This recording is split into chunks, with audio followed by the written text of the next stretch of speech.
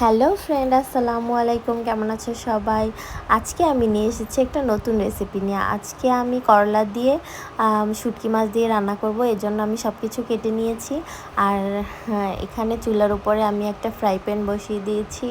আর সাথে আমি পরিমাণ মতো একটু তেল দিয়ে দিচ্ছি। তেলটা গরম হওয়া পর্যন্ত আমি অপেক্ষা করব। তেলটা গরম হলে একে একে আমি সব মশলাগুলো দিয়ে দেবো। তো প্রথমেই আমি এখানে পেঁয়াজ কেটে রেখেছিলাম, বড় সাইজের একটা পেঁয়াজ। যেহেতু শুটকি রান্না করলে একটু মানে বেশি পেঁয়াজ লাগে, এই জন্য আমি একটা বড় সাইজের পেঁয়াজ কুচি করে রেখেছিলাম। তো ওইটাই দিয়ে দিলাম। এবার আমি একটু সুন্দর করে নাড়াচাড়া দিয়ে নিচ্ছি পেঁয়াজটা তেলের উপরে। দেন আমি পেঁয়াজের ভিতরে একটু লবণ দিয়ে দেব, যাতে পেঁয়াজটা তাড়াতাড়ি নরম হয়ে যায়। আর রান্নার প্রথমেই আমি সবসময় একটু লবণ দিয়ে দিই পেঁয়াজের ভিতরে, তাহলে পেঁয়াজটা তাড়াতাড়ি নরম হয়ে আসে আমার মনে হয়। আপনাদের কি মনে হয় জানি না। তো এখানে আমি শুটকিগুলো দিয়ে দিচ্ছি। আর এটা হলো মলা মাছের শুটকি। আমরা তো মনে হয় মলা মাছই বলি।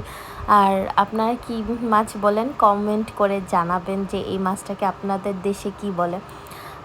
তো আমি মাছটা দিয়ে দিয়েছি। দিয়ে একটু নাড়াচাড়া দেওয়ার পরে আমি এখানে একে একে সব মশলা দিয়ে দেব। প্রথমে আমি আমার পরিমাণ মতো একটু হলুদ দিয়ে দিচ্ছি। তারপরে জিরার গুঁড়া দিয়ে দেবো একটু পরিমাণ মতো।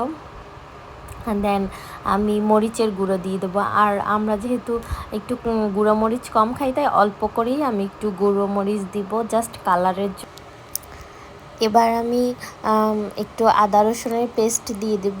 আমি আসলে আদা রসুন একসাথেই পেস্ট করি, যার কারণে আমি ওটা থেকে 1 চামচের মতো, চা চামচের 1 চামচ আমি আদা রসুন পেস্ট দিয়ে দিলাম।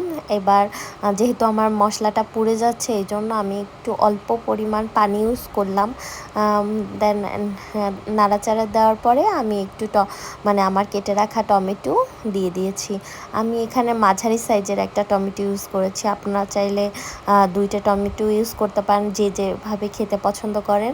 দেন আমি এবার ঢাকা দিয়ে 5 মিনিটের মতো ওয়েট করব। টমেটো থেকে পানিটা ছেড়ে দিলে পরে আমি ঢাকনাটা উঠিয়ে নেব। এই যে আমার টমেটো দিয়ে পানি ছেড়ে দিয়েছে, দেখতেই তো পাচ্ছেন। দেন আমি আমার সবজিগুলো দিয়ে দিচ্ছি, কেটে রাখা আলু আর করলা।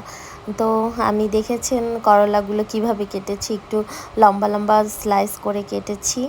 আর আলুটাও আমি ওরকম করে কেটেছি। তো এটা ভালোভাবে মিশিয়ে নিচ্ছে। আমার মনে হচ্ছে যে একটু লবণ দরকার, তাই আমি উপর থেকে একটু লবণ ছিটিয়ে দিয়ে ঢাকনাটা দিয়ে দিয়েছি। আর এখানে আমি ধনেপাতা আর কাঁচামরিচ কেটে নিয়েছি, বেশ কিছু। আর এই যে দেখেন, আমি 20-30 মিনিট পরে ঢাকনাটা উঠিয়ে ভালোভাবে খুন্তি দিয়ে চেপে চেপে দেখতেছিলাম যে আমার তরকারিটা সেদ্ধ হয়েছে কি না। আর আমি পুরো রান্নার ভিতরে কিন্তু একটুখানি পানি ইউজ করেছি, জাস্ট মশলাটা ভোনার জন্য, আর কোনো পানি ইউজ করিনি। দেন আমার কেটে রাখা ধনেপাতা আর কাঁচামরিচ দিয়ে দিলাম সুন্দর করে। এবার আমি নামিয়ে নিব। আমার তরকারিটা রান্না হয়ে গেছে। দেখেন আমার তরকারিটা কেমন হয়েছে। আপনারাও বাসায় ট্রাই করবেন। আজকের মতো এখানেই বিদায় নিচ্ছি। আল্লাহ হাফেজ, টাটা।